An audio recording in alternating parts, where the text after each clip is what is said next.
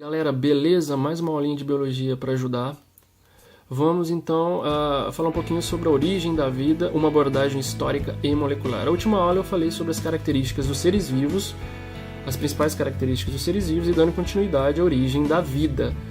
Eu deixei o documentário no Facebook, uma sugestão, que é muito bom o documentário sobre a origem da vida. Só colocar no YouTube Origem da Vida e ele vai aparecer. E eu também deixei lá no Facebook, Departamento de Biologia. Então, origem da vida, uma abordagem histórica e molecular.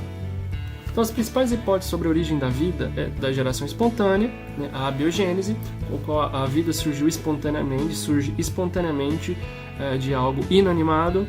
Junto aí a origem da vida a partir de um criador universal, criacionismo, junto com o criacionismo, fixismo. Vamos falar um pouquinho da biogênese também.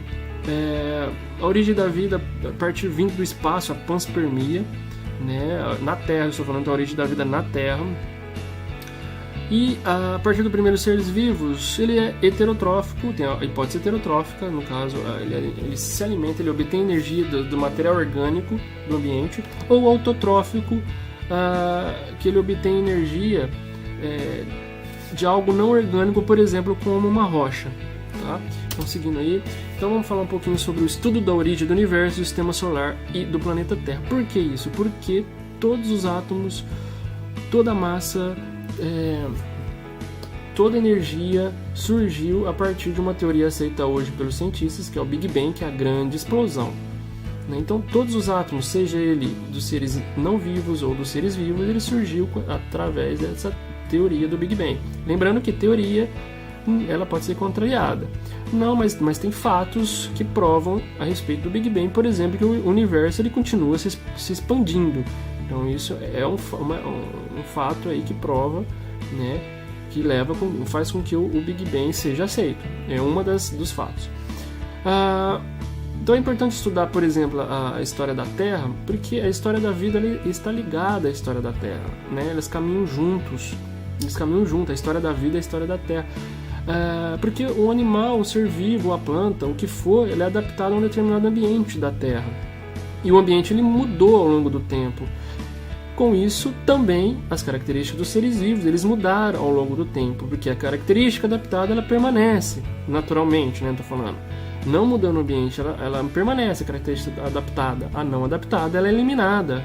Não consegue sobreviver o indivíduo e ele morre. Seleção natural. A história da vida, então, junto com a história da Terra é importante porque para estudar as diferenças e a semelhança entre os seres vivos, a distribuição geográfica desses seres vivos, né? Indivíduos na África, indivíduos na Amazônia, indivíduos no Cerrado, indivíduos na Caatinga, no Brasil, né? Nos Pampas, no Pantanal, entre outros. E a interação desses seres vivos com o ambiente, isso é importante. Então, de introdução aí, vamos falar um pouquinho do Big Bang, tá? Vamos falar do Big Bang, só para iniciar bem rápido. Então, ocorreu uma grande explosão a partir de um ponto compacto com densidade infinita, ele explodiu e ocorreu uma expansão muito rápida, com muito calor, tá? E de início aí surgiu os núcleos de hidrogênio e depois surgiu o hélio, né? O gás hélio. E depois de muito tempo, 400 mil anos aproximadamente, surgiu os átomos que nós conhecemos hoje. Tá? Todos os átomos que nós conhecemos, inclusive o carbono, entre outros aí.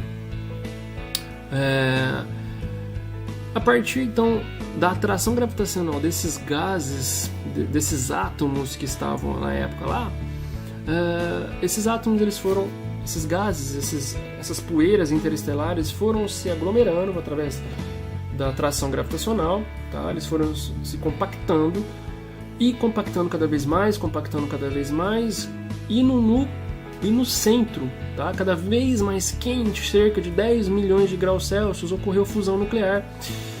Isso agora já estou falando da origem do sistema solar, tá?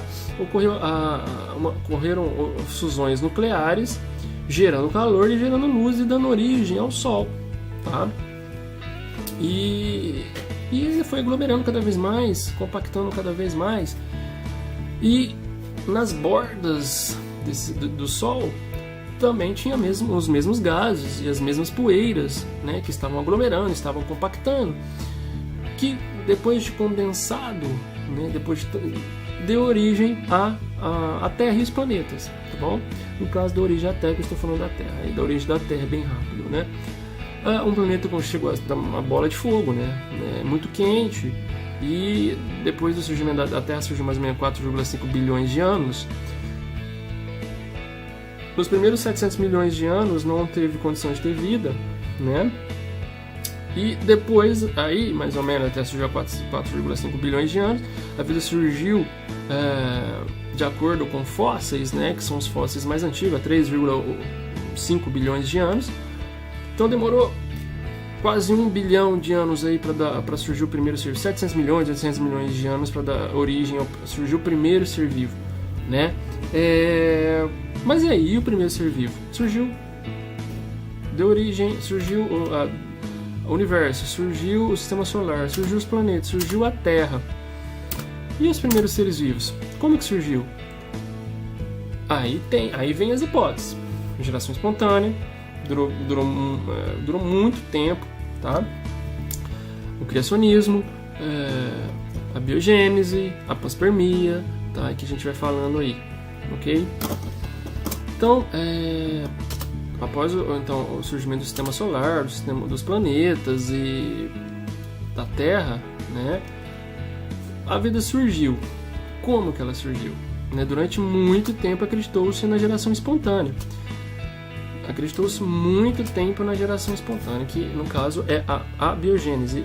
A geração espontânea, ela foi citada, no caso, ela foi criada, vamos dizer assim, por Aristóteles, que dizia que havia uma essência, né, uma essência da vida, né,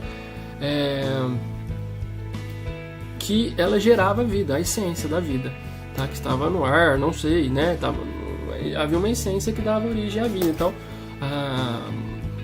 um lodo dava origem a um ser vivo, né, uma pedra dava origem a um pássaro. Então tinha essa consciência aí. Uma roupa suja, um monte de milho deixado no canto gerava ratos. Então tinha essas ideias aí.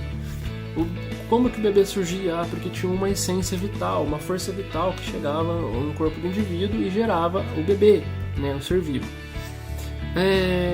Então acreditou-se durante muito tempo nisso, durante cerca de